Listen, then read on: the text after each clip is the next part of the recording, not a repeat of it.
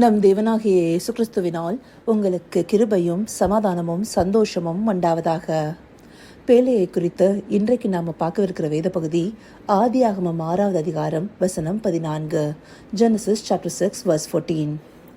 நீ கொப்பேர் மரத்தால் உனக்கு ஒரு பேழையை உண்டாக்கு, அந்த பேழையிலே அறைகளை உண்டு பண்ணி அதை உள்ளும் புறம்புமாக கீழ்பூசு. இந்த வசனத்தில் தான் முதல் முறையாக பேழைங்கிற வார்த்தை கொடுக்கப்பட்டிருக்கு. இந்த வசனத்தை 2 பகுதியாக பிரித்து பார்க்கலாம். முதலாவது, நீ கொப்பேர் மரத்தால் உனக்கு ஒரு பேழையை உண்டாக்கு. இங்கே உனக்குன்னு சொல்லப்படும் போது தேவன் குறிப்பாக நோவாவிற்காக இந்த பேழையை உண்டாக்க சொல்கிறாரு. இது நோவாவை தேவன் நேசிக்கிறத காண்பிக்குது. அதனால்தான் குறிப்பாக அவருக்காக ஒரு பேழையை உண்டாக்குவதற்கு முதலாவதாக சொல்கிறாரு. தேவன் நேசிக்கும் மனிதனாக நோவா இருந்ததற்கு காரணம் என்ன? அதை இதே அதிகாரம் 9வது வசனத்தில் பார்த்தோம்னா, நோவா தன் காலத்தில் இருந்தவர்களுக்குள்ளே நீதிமானும் உத்தமனுமா இருந்தான். நோவா தேவனோடே சஞ்சரித்து கொண்டிருந்தான். அப்படியாக கொடுமையும் அக்கிரமும் நிறைந்த ஒரு உலகத்துல நோவா மாத்திரம் நீதிமானாக உத்தமனாக இருந்திருக்கிறாரு. தேவன் எப்பொழுதுமே நீதிமானை நேசிக்கிறவராக இருக்கிறாரு. இதற்கு உதாரணமா நம்ம யோபு எடுத்துக்கலாம். அவரும் உத்தமனும் சன்மார்க்கனும் தேவனுக்கு பயந்து பொல்லாப்பை விட்டு விலகிறவனுமா இருந்தான்னு சொல்லிட்டு தேவன் தாமே சாட்சி கொடுக்கறத அந்த புஸ்தகத்துல பார்க்க முடியுது. அதே போலதான் நோவாவும் நீதிமானும் உத்தமனுமாயிருந்து தேவனோடு கூட சஞ்சரித்து கொண்டிருந்தாரு. தேவனோடு கூட சஞ்சரிக்கிறதுனா என்னன்னு சொல்லிட்டு நாம ஏற்கனவே பார்த்திருக்கிறோம். அதை சுருக்கமா சொல்லணும்னா, தேவனோடு கூட எப்பொழுதும் ஐக்கியமா இருக்கிறத குறிக்குது. ஆங்கிலத்துல சொல்லணும்னா வாக்ட் வித் காட்னு சொல்லப்படும். இப்படியாக நோவாவிற்கு முன்பாக ஏனோக்கு தேவனோடு சஞ்சரித்து கொண்டிருந்தான்னு சொல்லப்பட்டிருக்கும். அப்படியான ஏனோக்க மரணத்தை காணாதபடி தேவன் எடுத்துக்கொண்டார் இல்லையா? அந்தபடியாக தேவனோடு கூட சஞ்சரிக்கிற மனிதர்களுக்கு தேவன் தன்னுடைய அன்பை காண்பிக்கிறாரு. அந்தபடியாகவே நோவாவிடத்துல தனக்காக ஒரு பேழையை உண்டு பண்ண சொல்கிறாரு. எதற்காக? இந்த பூமியில ஒரு ஜலப்பிரளயத்தை அவர் உண்டு பண்ண போகிறாரு. அதன் மூலமாக இந்த பூமியில இருக்கிற சர்வ சிருஷ்டியுமே அழிந்து போக போகுது. அதிலிருந்து நீதிமானாகிய நோவா காப்பாற்றப்படணுங்கிறது தேவனுடைய சித்தமா இருக்கு. அப்படியாக இந்த முதல் பகுதியிலிருந்து நாம கற்றுக்கொள்வது, தேவன் தான் நேசிக்கிறவர்களுக்கு கிருபை கொடுத்து அவர்களை ரட்சிக்கிறவராக இருக்கிறாரு. அதற்காகவே உனக்கு ஒரு பேழையை உண்டாக்குன்னு சொல்றாரு. அடுத்தபடியா 2வது பகுதி எடுத்துட்டோம்னா, அந்த பேழையிலே அறைகளை உண்டு பண்ணி அதை உள்ளும் புறம்புமாக கீழ்பூசு. இப்போ அந்த பேழையில அறைகளை உண்டு பண்ண சொல்றாரு.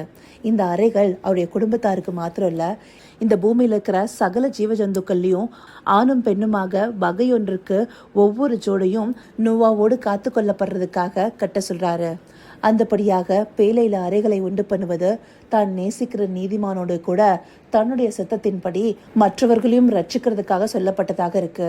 அந்தபடியாக தேவன் எப்பொழுதுமே தான் விரும்புகிற நீதிமான ரட்சிப்பதோடு அல்லாம அவன் மூலமாக ஒரு கூட்டத்திற்கு ரட்சிப்பை உண்டு பண்ணுகிறவராக இருக்கிறாரு. அதையே குறிப்பா இந்த வசனத்தின் மூலமாக நாம் அறிந்து கொள்ளலாம்.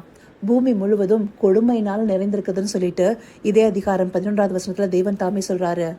அப்படியான கொடுமையான உலகத்தை தேவன் அழிக்க முடிவு செய்த போது அவர் விரும்புகிற நீதிமான இடத்துல சொல்லாம அவர் எதையும் செய்யறதில்ல.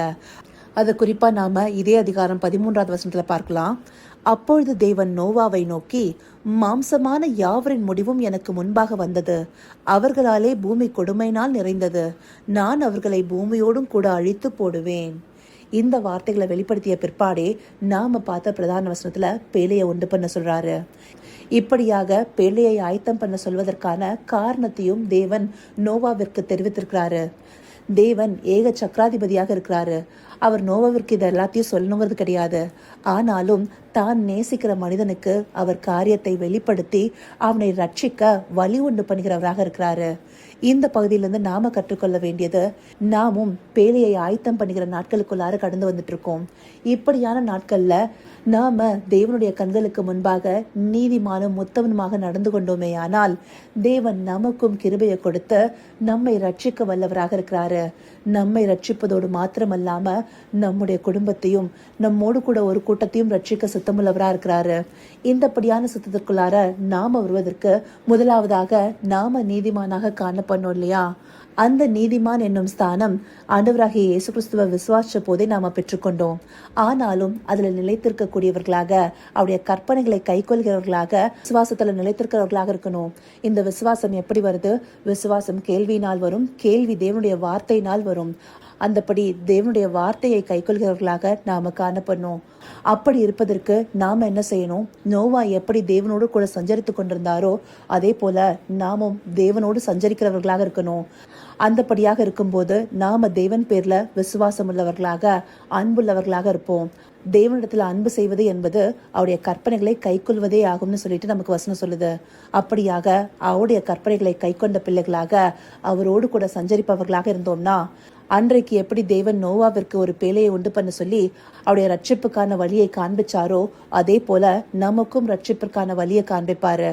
அது மாத்திரம் இல்லாம நோவா மூலமாக சகல ஜீவ ஜந்துக்களுக்கும் ஒரு பாதுகாப்பை உண்டு பண்ணது போல நம் மூலமாக அநேகருக்கு ரட்சிப்பை உண்டு பண்ணுவாரு.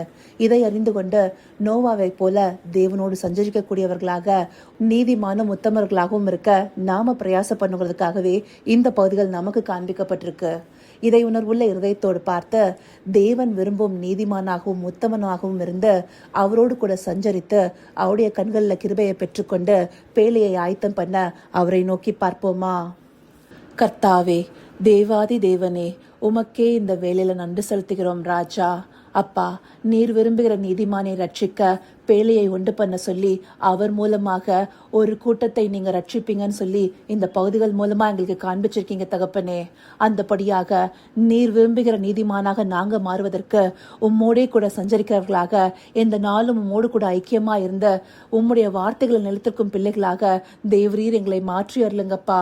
ஆம் ராஜா, அந்தபடியாகவே பேழையை ஆயத்தம் பண்ணுகிற இந்த நாட்களுக்குள்ளார பிரவேசிக்கும் போது நாங்க எங்களுடைய வழிகளை காத்து கொள்ள முடியுங்கிறத அறிந்து கொண்டு எங்களை முழுவதுமாய் உம்மிடத்துல ஒப்பு கொடுக்க தேவரீர் எங்களை வழிநடத்தி அருளுங்க. அப்படியே நீங்க நடத்த போகிற கிருபைக்காய் நன்றி. சகலவித துதி, மகிமை, கனம் யாவும் ஒருவருக்கே செலுத்துகிறோம். இயேசு கிறிஸ்துவின் மூலமாய் வேண்டிக் கொள்கிறேன் பிதாவே. ஆமேன், ஆமேன்.